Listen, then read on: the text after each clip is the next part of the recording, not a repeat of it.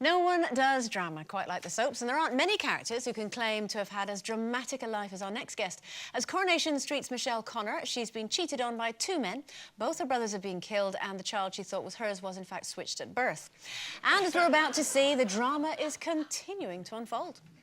Mr. Gordon, you'll be remanded in custody until Monday the 4th of January 2010. You can take him down. Is that it? Yeah, I think so. Did he just smile at you? Don't you smile at my son! Don't you dare smile at my son, murderer! What's on you? Don't you look at my son! Madam, sit I down! want you to ride hell! It's all right, it's not worth it. Sit down or you'll be held in contempt of court. Please welcome Kym-Marsh.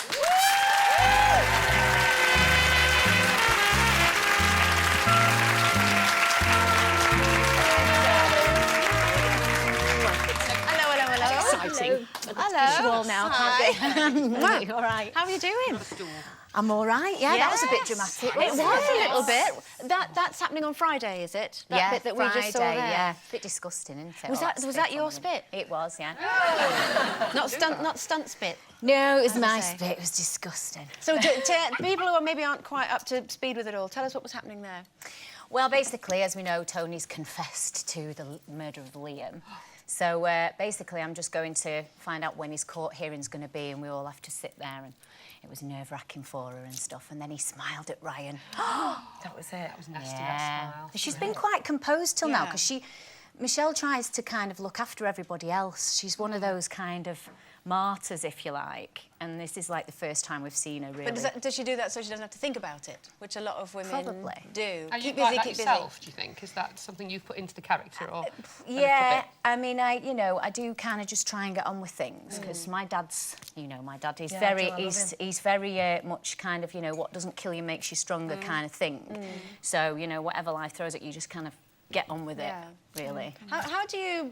How do you bring about, the kind of emotion that we saw there? How do you get yourself in the zone, as it were, when you're turning up to work, you've got to film something like that? I tend to just kind of think morbid things and do it. Yeah, you just got to do it, haven't you? And I think those kind of scenes where you've got to be really kind of dramatic and kind of, breaking down, they're quite easy, I think. Also, it's so in a show like Corrie, you just haven't got time to be method, have you? Even if you were, there just isn't at the time. Just don't hit the furniture. And you've got another fight scene coming up that you've already filmed, haven't you? Oh, was that with Alison? With Ali King, Who plays Carla. Because obviously, I'm going to find out that she knew much more than she let on, and then just fled and didn't tell anyone. So I really proper girly cat fight? Oh, it's a proper fight. By the way, I couldn't do that. I just couldn't do that. Well, the thing is, if you get a fight like that, you've got to just go for it, because, as you know... Or like with Sally. Because if you don't, it looks really rubbish. It's great, though, because this is what Corrie's all about, these strong women. And so you two characters are carrying on that tradition, aren't you, really? And it's fantastic to see. How long have you been in it now? It's coming up for 4 years. 4 years? You've had some good storylines in that 4 years, though, haven't you? I'd like to see something nice happen to you, though. You're so often the victim, and I don't like that. You're too nice. Oh, thanks. Do you know what? I've loved it, though, and I think I always say it'd be really nice to see her settle down, because fellas are always doing the dirty on her. But to be honest, it would be really boring, wouldn't it?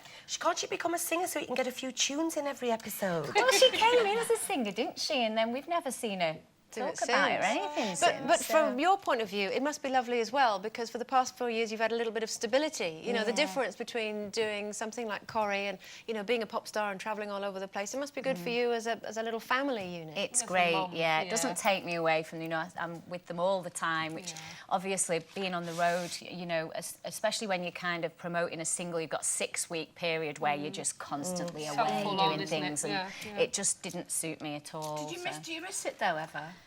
Well, I'm really lucky because I still get to sing a lot. I do lots of charity events and things like that. So I get to do it now because I want to, and rather than because I've got to kind of do it to promote myself. But would you like to be in a musical?